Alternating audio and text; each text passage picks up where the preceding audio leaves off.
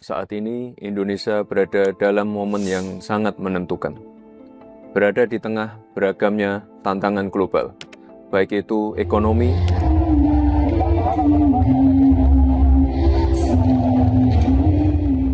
belum membaca itu, belum mempelajari itu dan belum membaca. Baru mendengar juga beberapa sekilas.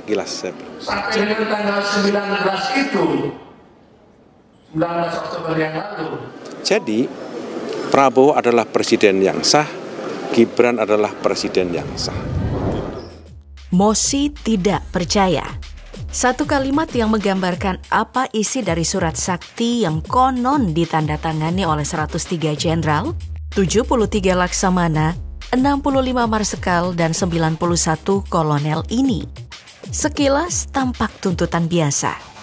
Namun percaya atau tidak, 8 butir pernyataan sikap dari Forum Purnawirawan Prajurit TNI tersebut boleh jadi merupakan sebuah revolusi besar dari gonjang-ganjing kestabilan pemerintahan Presiden Prabowo yang baru seumur jagung. Terutama di butir ke-8 yang bunyinya mengusulkan pada MPR untuk mengganti wakil presiden. Alasannya klasik saja. Wapres dinilai telah melanggar hukum acara Mahkamah Konstitusi. Forum ini bukan batu sandungan biasa bagi Wapres yang bisa ia remehkan. Mereka terdiri dari nama-nama mentereng dan tersohor di dunia militer Republik ini. Tapi sebelum kita membongkar siapa sosok-sosok di balik desakan ini yang kita sajikan di akhir, ada baiknya menerawang lebih jauh soal poin gugatan dalam surat ini. Belum membaca itu, belum mempelajari itu dan belum membaca. Baru mendengar juga beberapa sekilas.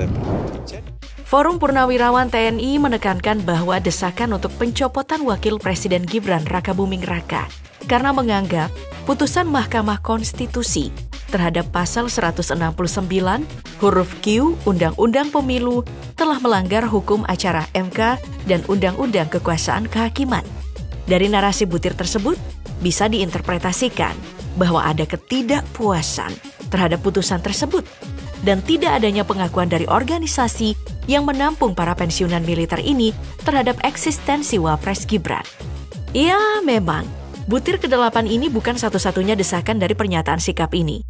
7 butir lain, antara lain kembali ke Undang-Undang Dasar 1945 asli sebagai tata hukum politik dan tata tertib pemerintahan. Kemudian mendukung program kerja Kabinet Merah Putih yang dikenal sebagai Asta Cita. Menariknya, di butir kedua ini ada pengecualian terhadap proyek pembangunan IKN yang sama-sama kita ketahui merupakan mega proyek monumental andalan dari Presiden ke-7 Joko Widodo. Berikutnya, mendesak Presiden agar menghentikan proyek strategis nasional PIK 2, Rempang, dan proyek-proyek lainnya yang dianggap merugikan dan menindas rakyat, serta menghentikan arus perekrutan tenaga kerja asing dari Tiongkok. Kemudian, mengembalikan ke negara asalnya bagi yang sudah terlanjur masuk. Begitu pula dengan persoalan pertambangan yang dinilai perlu ditertibkan agar sesuai dengan Undang-Undang Dasar 1945, Pasal 33, Ayat 2 dan 3. Forum ini juga meminta agar mengembalikan Polri pada fungsi Kamtibmas di bawah Kemendagri. Kita semua tahu bahwa poin-poin tersebut mayoritas merupakan masalah pada rezim sebelumnya di bawah arahan Presiden Jokowi. Seperti PSN Rempang, PIK 2 by Aguan, tenaga kerja asing, hingga pertambangan dan fungsi Polri. Bahkan dalam butir ke-6 secara terang-terangan, ratusan ex-prajurit TNI ini meminta Presiden Prabowo untuk mereshuffle menteri yang selain terlibat dugaan korupsi, juga mereka yang masih terikat dengan kepentingan Presiden ke-7 Joko Widodo. Jika sudah sefrontal ini, lantas menjadi tanda tanya, siapa sebenarnya mereka? Sekuat apa? Dan bagaimana sepak terjangnya bagi negeri ini sampai berani berkonfrontasi dengan mantan presiden dan wapres definitif saat ini? Jadi, Prabowo adalah presiden yang sah, Gibran adalah presiden yang sah. Yang pertama adalah beliau Tri Sutrisno. Jangan diragukan lagi kontribusi serta sepak terjangnya di negeri ini. 5 tahun tepat beliau memegang tahta sebagai orang nomor 2 di Republik Indonesia mendampingi Presiden Soeharto. Sebelumnya, ia menjabat sebagai Panglima ABRI dalam kurun waktu yang sama. Tapi 10 tahun berada di pucuk kekuasaan bukan berarti jenderal kelahiran 15 November 1935 ini tak pernah merintis dari bawah. Di awal karirnya, sebagai anggota militer di tahun 1957, ia telah menjadi bagian dari prajurit yang bertempur melawan PRRI, gerakan separatis yang berniat membangun pemerintahan tandingan dari Presiden Soekarno kala itu. Di awal peningkatan karirnya, tepatnya saat ia menjabat Pangdam Jaya di Jakarta, sosok Tri Sutrisno muda harus membereskan peristiwa Tanjung Priok yang dikenal sebagai salah satu konflik kerusuhan terbesar dalam catatan sejarah Indonesia. Di era beliau menjadi Pangap, sederet peristiwa juga berhasil ia hadapi, seperti gerakan separatis Aceh, Talang Sari, dan Timor Timur. Jadi jangan pernah berbicara soal kontribusi bagi negara pada beliau. Rekam jejak hubungannya dengan Presiden Jokowi sebenarnya terbilang baik. Dirinya bahkan sempat ditunjuk sebagai anggota Dewan Pengarah Badan Pembinaan Ideologi Pancasila bersama Presiden Megawati Soekarno Putri sebagai ketuanya. Tapi yang menarik dalam setahun terakhir adalah ketika Presiden Jokowi menghadiri HUT TNI ke-79 tanggal 5 Oktober 2024 silam. Presiden asal Solo, Jawa Tengah tersebut tertangkap kamera tidak menyalami Tri Sutrisno. Tapi istana buru-buru mengklarifikasi bahwa Presiden telah menyalami Wapres ke-6 Tri Sutrisno di ruangan sebelumnya. Namun, beliau sendiri berada di paling bawah sebagai pihak yang mengetahui pernyataan sikap purnawirawan TNI ini. Kebiasaan Pak Harto selama menjabat presiden, karena waktu saya menjabat itu pantas. Berbeda dengan Tri Sutrisno, nama Jenderal Purnawirawan Fahrul Razi berada di paling atas. Sama seperti Jenderal Tri Sutrisno, Fahrul juga berpengalaman di militer dan pemerintahan. Pria asal Minangkabau ini sempat memangku jabatan penting sebagai wakil Panglima ABRI. Dalam pengalaman militernya, beliau pernah menjadi pemimpin kontingen Garuda dalam misi perdamaian di Iran dan Irak tahun 1992. Hubungannya dengan Presiden Jokowi bahkan lebih akrab lagi. Fahrul adalah ex-tim ses Jokowi JK saat pemenangan pencalonan Presiden Jokowi periode pertama. Setelah kemenangan besar di tahun 2014 tersebut, Fahrul diberikan mandat sebagai Komisaris Utama PT Antam, perusahaan tambang milik negara, yang penunjukannya berada di bawah Menteri BUMN pilihan Presiden.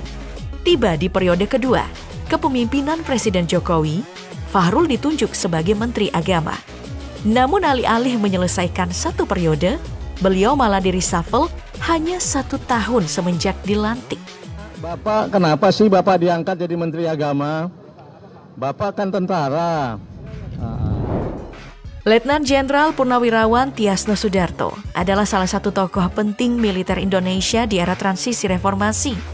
Ia pernah menjabat sebagai Pangdam 4 di Ponegoro dan Kepala Badan Intelijen Strategis atau BAIS TNI sebelum diangkat menjadi Kepala Staf TNI Angkatan Darat Kasat pada akhir tahun 1999 oleh Jenderal Wiranto.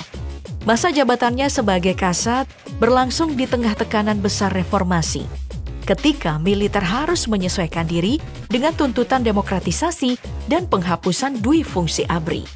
Tahun 2004, tak lama setelah lengser dari jabatan Kasat, Jenderal Tiasno Sudarto menerima kunjungan Jenderal Prabowo Subianto yang baru kembali dari Yordania. Dua mantan petinggi TNI itu berdiskusi panjang soal masa depan bangsa.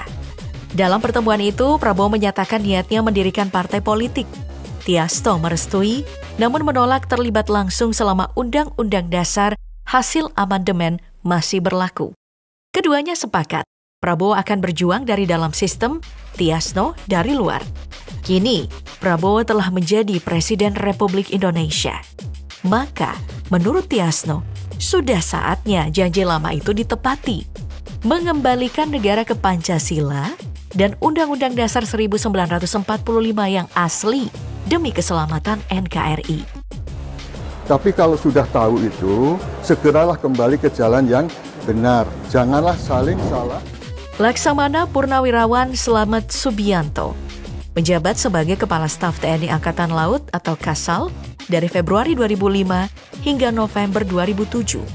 Masa di mana TNI tengah menata ulang peran dan orientasinya pasca reformasi. Lulusan Akabri Laut Angkatan tahun 1973 ini meniti karir dari bawah, mulai dari KRI Tamrin dan KRI Rakata, hingga dipercaya mengisi pos strategis seperti Wasrenum TNI dan Wakil Gubernur Lemhanas. Slamet juga dikenal sebagai perwira intelektual dengan pendidikan militer luar negeri di Belanda, Yugoslavia, dan Lemhanas RI. Ingat Sabta Marga TNI, setia kepada warga sebagai warga negara yang bersendikan. Marsekal TNI Purnawirawan Hanafi Asnan menjabat sebagai Kepala Staf TNI Angkatan Udara dari tahun 1998 hingga tahun 2002.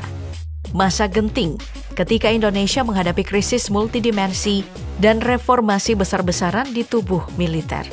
Lulusan Akademi Angkatan Udara tahun 1969 ini menempuh jalur penerbang tempur sejak awal, mengikuti Sekolah Penerbang Angkatan ke-16, kemudian menjadi instruktur di Lanut Adi Sucipto.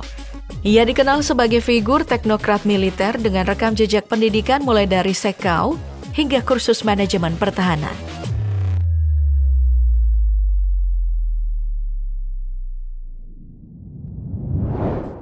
Presiden Prabowo Subianto tak memberikan respon atas seruan pengembalian Undang-Undang Dasar 1945 ke versi aslinya. Menurut Jenderal Purnawirawan Wiranto, selaku penasihat khusus Presiden bidang politik dan keamanan, isu tersebut berada di luar domain kekuasaan eksekutif.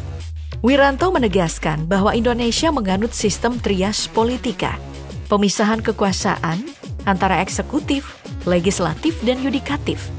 Karena itu, Presiden tidak bisa mencampuri wilayah yang bukan kewenangannya, termasuk perubahan konstitusi. Sementara itu, Ketua MPR Ahmad Muzani menyatakan bahwa Prabowo dan Gibran telah sah dilantik sebagai Presiden dan Wakil Presiden RI hasil pemilu tahun 2024.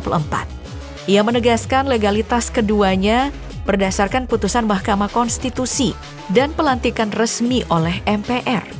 Di tengah wacana politik dan tuntutan sejarah, posisi Presiden tetap dibatasi oleh bingkai konstitusional yang berlaku saat ini.